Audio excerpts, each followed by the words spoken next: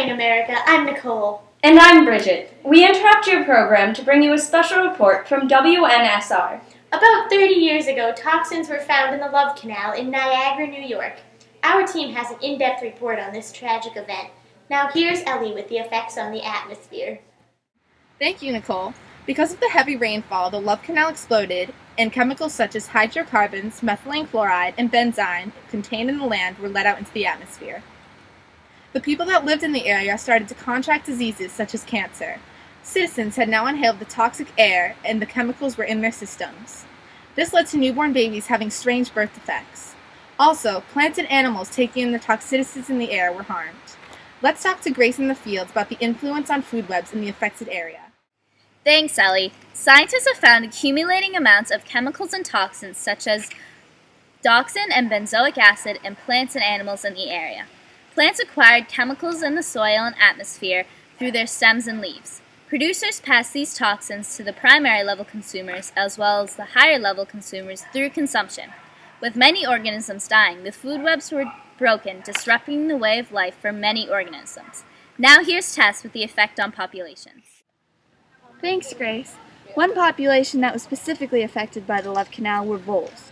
A fat pool taken from voles in the Love Canal and in areas that were untouched by the disaster showed that the voles in the Love Canal contained hexachlorocyclohexane and other chlorinated hydrocarbons.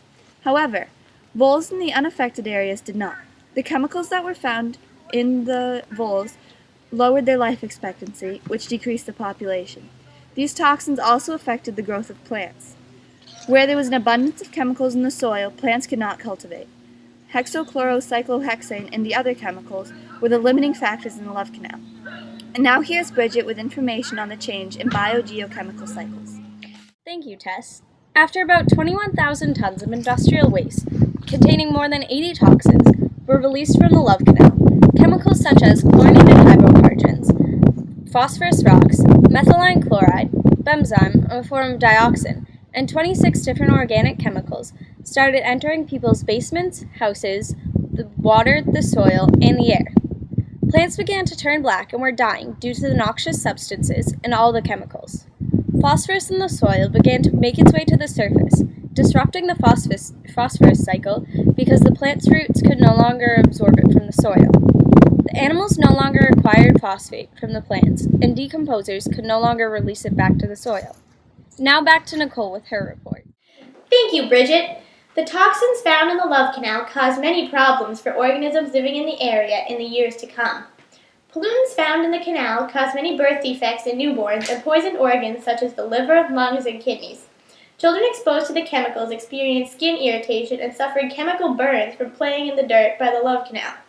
There were also multiple chemical explosions throughout the area. From 1975 to 1976, there were unusually large amounts of snow and rainfall, which increased the water level of the Love Canal. All this precipitation caused the buried chemicals to rise to the surface of the ground, and many basements began oozing an oily substance. There were also strong, harmful fumes filling the Love Canal neighborhood.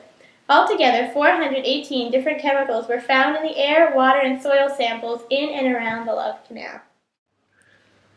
That concludes our report on the Love Canal. Thank you, and have a wicked nasty sweet day.